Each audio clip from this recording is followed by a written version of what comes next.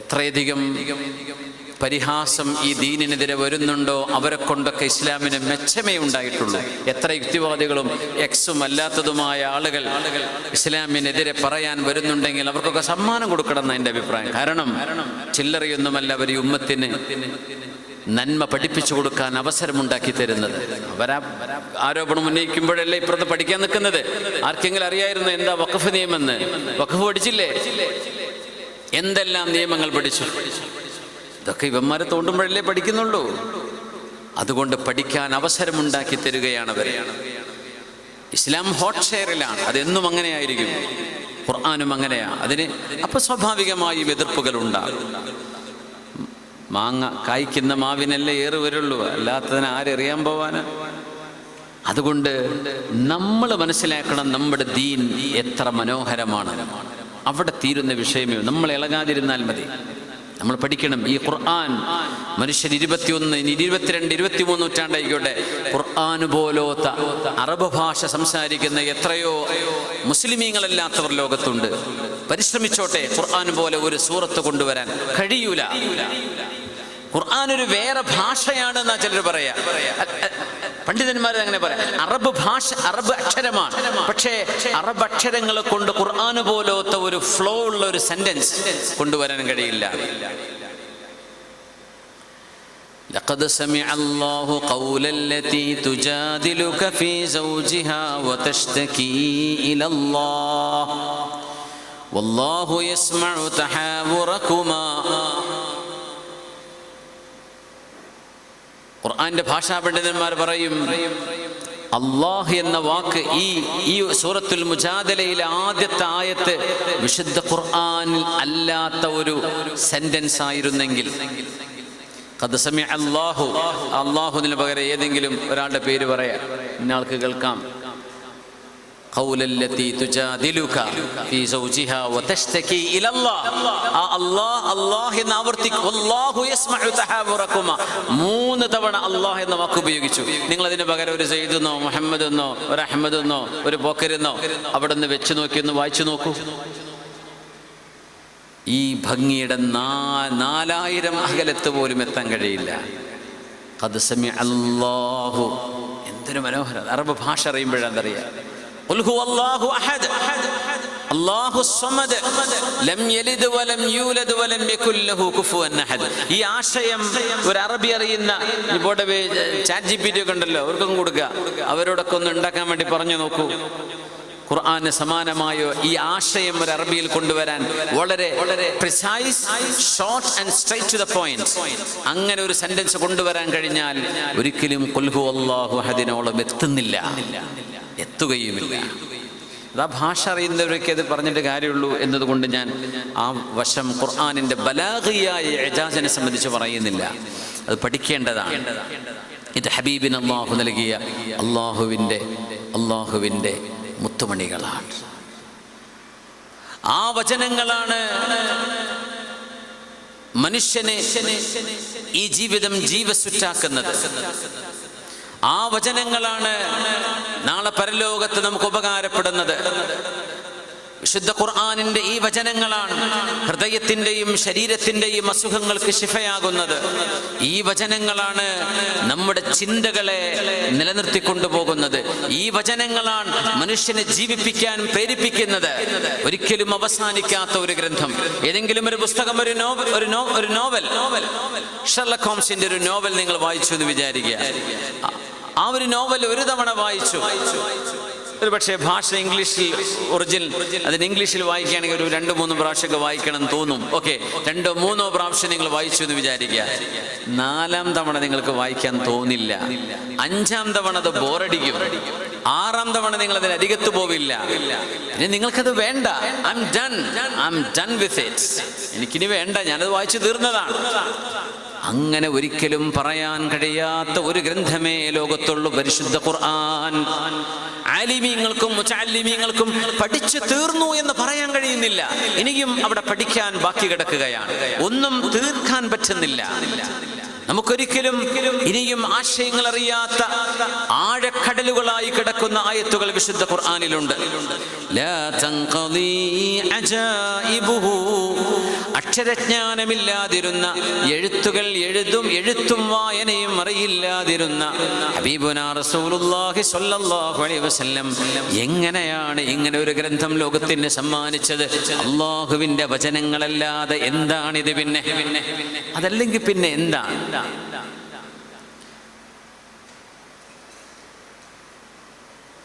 ലോകത്തിന്റെ ഗുരുവിന്റെ മുമ്പിൽ വന്ന് വിശുദ്ധ ദീൻ എന്താണെന്ന് പറഞ്ഞു തരണേ എന്ന് പറയുമ്പോൾ അവരുടെ മുമ്പിൽ ഖുർആൻ ഓതി കൊടുക്കുകയാണ് റസൂലുള്ളാഹി സ്വല്ലല്ലാഹു അലൈഹി വസല്ലം. ഇന്നമൽ മുഅ്മിനൂന അല്ലദീന ഇദാ ദുകിറല്ലാഹു വജിലത് ഖുലൂബുഹും وإذا تليت عليهم آياته زادتهم إيمانا وعلى ربهم يتوكلون. ഖുർആൻ അല്ലാത്തത് ഖുർആൻ പറയുന്ന ഖുർആനിന്റെ ശൈലിയിൽ ഓതിയാൽ പോലും മനസ്സിലാവുന്നത് ഖുർആൻ അല്ല. നമ്മൾ നിക്കാഹിന്റെ സദസ്സിലൊക്കെ ഖുത്ബ ഓതൂലേ, അതൊക്കെ ഖുർആൻ ഓതുന്ന പോലെ ഉന്നത്തും ഇദ്ഗാമും ബിലാ ഉന്നയും ഒക്കെ വെച്ചിട്ട് നമ്മൾ ഓതിയാൽ പോലും അതിൽ പറയുന്ന ആയത്ത് വേറിട്ട് നിൽക്കും. ഇത് വേറെയാണ്. 200ഓളം ആളുകളുമായി കെയ്റോവിൽ നിന്ന് സൈപ്രസിലേക്ക് കടന്നു പോകുന്ന സൈപ്രസ് വഴി ലണ്ടനിലേക്ക് കടന്നു പോകുന്ന ഒരു കപ്പലിൽ ഒരു പണ്ഡിതൻ ഖുതുബ നടത്തിയത് ലോക ചരിത്രത്തിലുണ്ട്. വെള്ളിയാഴ്ച യാത്രക്കാരാണ്, അദ്ദേഹം ഖുതുബ നടത്തി കപ്പലിൽ വെച്ച്. ആ ഖുതുബ കേട്ടുകൊണ്ടിരുന്ന ഒരു ഇംഗ്ലീഷുകാരി, അവര് ഖുതുബൊക്കെ കഴിഞ്ഞതിന് ശേഷം ഈ പണ്ഡിതന്റെ അരികത്ത് വന്ന് ചോദിച്ചു, നിങ്ങൾ പറഞ്ഞ അറബി ഭാഷ എനിക്ക് ഏറെക്കുറെ കേട്ടാൽ മനസ്സിലാവും, പക്ഷെ അതിൻ്റെ ഇടയിൽ നിങ്ങൾ ചില വ്യത്യസ്തമായ ഒരു അറബി സംസാരിച്ചല്ലോ, അതെന്തായിരുന്നു? അതെന്റെ മനസ്സിനെ വല്ലാതെ സ്വാധീനിച്ചു എന്ന് പറഞ്ഞ് ആ വൃദ്ധയായ ടൂറിസ്റ്റായി ആ ഷിപ്പിലുണ്ടായിരുന്ന സഹോദരി, ഒരു യൂറോപ്പുകാരി, ആ ഖുതുബ നിർവഹിച്ച പണ്ഡിതനെ വന്നു കണ്ടു. അദ്ദേഹം ഒരു അഹ്ലുസുന്ന വൽ ജമാഅത്തിന്റെ ആളൊന്നും അല്ലാത്തതുകൊണ്ട് ഞാൻ പേര് പറയുന്നു. സയ്യിദ് ഖുതുബാണ്. സയ്യിദ് ഖുതുബ നടത്തിയൊരു ഖുതുബയായിരുന്നു അത്. അദ്ദേഹത്തിന്റെ മുമ്പിൽ വന്നുകൊണ്ട് ആ പെണ്ണ് ഇസ്ലാം സ്വീകരിച്ചത് ചരിത്രമാണ്. കാരണം എന്തെന്നറിയോ? അറബ് ഭാഷയിൽ ചെയ്ത ഖുതുബക്കിടയിൽ വിശുദ്ധ ഖുർആൻ അദ്ദേഹം ഓതുന്നുണ്ടായിരുന്നു. ആ ആയത്തുകളാണ് ഈ ഉമ്മയെ സ്വാധീനിച്ചത്. അർത്ഥമൊന്നും അറിയണ്ട, ആ വചനങ്ങൾക്കൊരു സ്വാധീനമുണ്ട്. ആ സ്വാധീനമാണ് തുഫൈലു ദൗസി റളിയല്ലാഹു അൻഹു മക്കയിലേക്ക് വരുമ്പോൾ, മുസ്ലിമല്ലാതിരുന്ന സമയം കഅബാലയത്തിന്റെ അരികെ വന്ന് തവാഫ് ചെയ്യാൻ വേണ്ടി വരുമ്പോൾ മഹാനായ തുഫൈൽ എന്നവരുടെ ചെവിയിൽ ഖുർആൻ കേൾക്കാതിരിക്കാൻ വേണ്ടി പരുത്തി വെച്ചു കൊടുത്തുകൊണ്ട് മക്കയിലേക്ക് പറഞ്ഞയച്ച മക്കയിലെ പ്രമാണിമാർ തുഫൈൽ റളിയല്ലാഹു അൻഹു തന്നെ കഥ പറയുന്നുണ്ട്. പരിശുദ്ധമായ കഅബാലയത്തിന്റെ അരികിൽ പുണ്യ റസൂൽ നിസ്കരിക്കുന്നത് ഞാൻ കണ്ടു. ഞാനിങ്ങനെ പ്രദക്ഷിണം ചെയ്യുകയാണ് കഅബയെ. ഇസ്ലാം സ്വീകരിച്ചിട്ടൊന്നുമില്ല, മുമ്പേ കഅബയെ അവർ ബഹുമാനിക്കുന്നവരാണ്. അന്നത്തെ അറബികൾ കഅബയെ അവർ തവാഫ് ചെയ്യുന്നവരാണ്. തവാഫ് ചെയ്യുമ്പോൾ പുണ്യ റസൂലിന്റെ അരികത്തുകൂടെ പോകുമ്പോൾ എന്തോ മനോഹരമായ വചനങ്ങൾ അവിടുന്ന് ഇങ്ങനെ ഓതുന്നത് ഞാൻ കേട്ടു. എൻ്റെ ചെവിയുടെ പരുത്തി വെച്ച് അടച്ചു വെച്ച എൻ്റെ ചെവിക്കുള്ളിലേക്ക് അത് തുളച്ചു കയറുന്നത് ഞാൻ അറിഞ്ഞു. ഞാൻ ചിന്തിച്ചു, ഞാൻ അറബി അറിയുന്ന ഒരു ഭാഷാ പണ്ഡിതനാണല്ലോ, ഒരു കവിയാണല്ലോ, എന്തുകൊണ്ട് ഞാൻ ഇവർക്ക് ഇങ്ങനെ അടിമപ്പെട്ടു കൊടുക്കണം?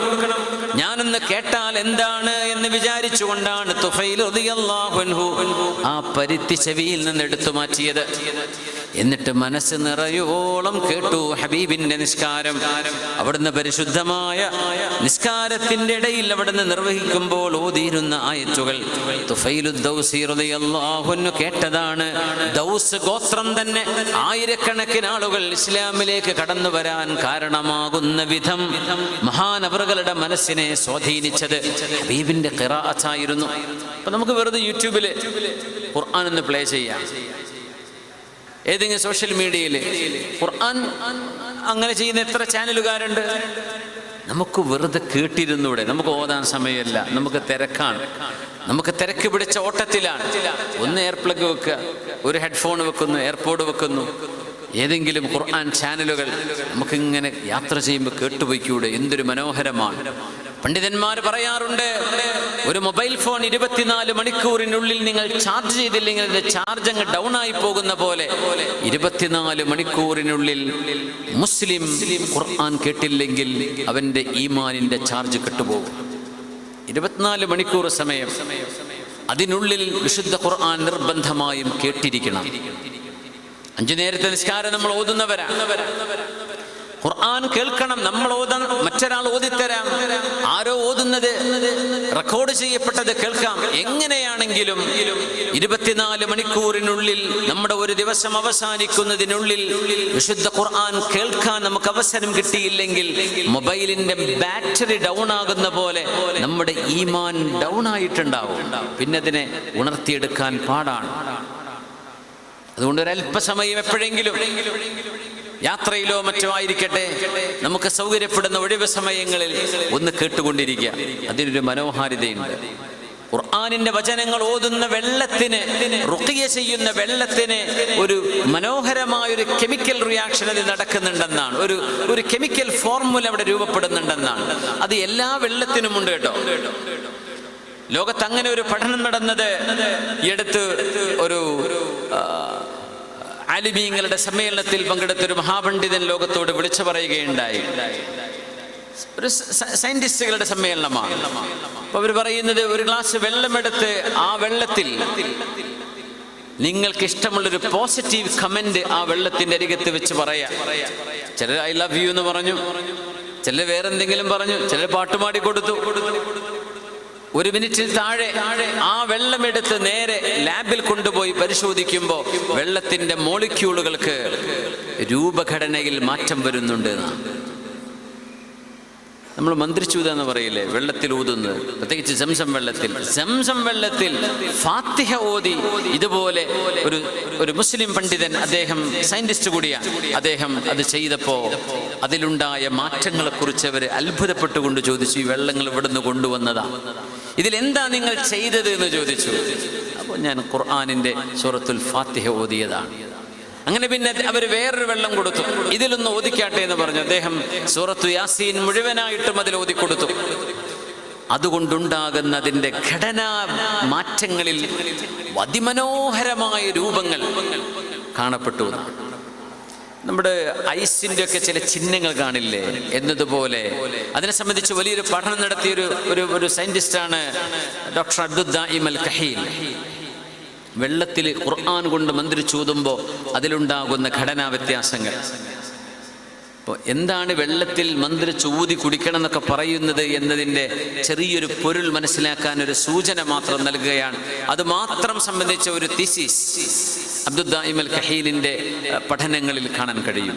ഒരുപാട് ഗവേഷണങ്ങളിലൂടെ കടന്നുപോയി ഒരു വെള്ളത്തിൽ വിശുദ്ധ ഖുർആൻ ഓതുമ്പോൾ അതിന് മാറ്റം വരുന്നുണ്ട്, അതിൽ ഷിഫാഇന്റെ കാരണം ഉണ്ടാകുന്നുണ്ട്, മനുഷ്യന്റെ ഇമ്മ്യൂണിറ്റി ബൂസ്റ്റ് ചെയ്യാൻ കഴിയുന്നുണ്ട് എന്നൊക്കെയുള്ള പഠനങ്ങൾ കഴിഞ്ഞ 2 പതിറ്റാണ്ടുകൾക്ക് മുമ്പ് വരെ അതിന്റെ പഠനങ്ങൾ ആരംഭിച്ചു കഴിഞ്ഞിട്ടുണ്ട്. ഇപ്പോഴും തുടർന്നുകൊണ്ടിരിക്കുകയാണ്. വിശുദ്ധ ഖുർആൻ അത്ഭുതമാണ്. وَنُنَزِّلُ مِنَ الْقُرْآنِ مَا هُوَ شِفَاءٌ وَرَحْمَةٌ لِّلْمُؤْمِنِينَ وَلَا يَزِيدُ الظَّالِمِينَ إِلَّا خَسَارًا وَنُنَزِّلُ مِنَ الْقُرْآنِ مَا هُوَ شِفَاءٌ وَرَحْمَةٌ لِّلْمُؤْمِنِينَ ولا يزيد الظالمين إلا خسارا. ഒന്നുകൂടെ, നമ്മൾ രോഗികൾക്ക് അല്ലാഹു ശിഫ നൽകട്ടെ. ആ ശിഫ ഉദ്ദേശിച്ചുകൊണ്ടാണ് ഞാൻ ഓതുന്നത്, ശ്രദ്ധിച്ചു കേൾക്കുക. ബിസ്മില്ലാഹിർ റഹ്മാനിർ റഹീം. وَنُنَزِّلُ مِنَ الْقُرْآنِ مَا هُوَ شِفَاءٌ وَرَحْمَةٌ لِّلْمُؤْمِنِينَ ولا يزيد الظالمين إلا خسارا. ഒരു മനുഷ്യന്റെ ചെവിയിലൂടെ രോഗമുള്ളവനോ ഇല്ലാത്തവനോ ആകട്ടെ, മാനസികമായോ ശാരീരികമായോ എന്തെങ്കിലും പ്രയാസങ്ങൾ ഉണ്ടെങ്കിൽ മനുഷ്യൻ മരുന്ന് കഴിക്കണം, ചികിത്സിക്കണം, അതൊക്കെ വേണം. എന്നാൽ അതോടൊപ്പം പരിശുദ്ധ ഖുർആനിന്റെ റുഖിയ കൂടി ചെയ്താൽ അതിന് ഫലമുണ്ട്. ഈ ആയത്ത് ഷിഫാഇന്റെ ആയത്താണ് എന്ന് മഹാന്മാർ പഠിപ്പിച്ചിരിക്കുന്നു. വനുനസ്സിലു മിനൽ ഖുർആൻ, ഈ വിശുദ്ധ ഖുർആനിലെ ഓരോന്നും ഷിഫയാണ്, വറഹ്മ, കാരുണ്യമാണ്, റഹ്മത്താണ്, ലിൽ മുഅ്മിനീൻ, അല്ലാഹുവിൽ വിശ്വസിക്കുന്നവർക്ക്. അങ്ങനെയാണ്. വിശ്വസിക്കാത്ത എത്ര ആളുകളുണ്ട്? വിശ്വാസം എന്നത് കണ്ണുകൊണ്ട് കാണാത്തതിനെയാ വിശ്വസിക്കുക, അല്ലേ? കണ്ണുകൊണ്ട് കാണാത്തതിന് വിശ്വസിക്കുക. പരിശുദ്ധ ഖുർആനിൽ അല്ലാഹുവിന്റെ അർശിനെ ചുമക്കുന്ന മലക്കുകളെ കുറിച്ച് പറഞ്ഞെടുത്ത് വയഹ്മിലൂന അർശ റബ്ബിഹിം, പരിശുദ്ധനായ റബ്ബ് തആലയുടെ അധികാരത്തിന്റെ സിംബലായ അർശ് എന്ന് പറയുന്ന അല്ലാഹുവിന്റെ സൃഷ്ടി, ആ അർശിനെ ചുമക്കുന്ന മലക്കുകളെ കുറിച്ച് പറഞ്ഞു യുഅ്മിനൂന ബിഹി, ആ അർശിനെ ചുമക്കുമ്പോഴും അവർ അല്ലാഹുവിനെ കാണുന്നില്ല, അല്ലാഹുവിൽ വിശ്വസിക്കുന്നവരാണ്.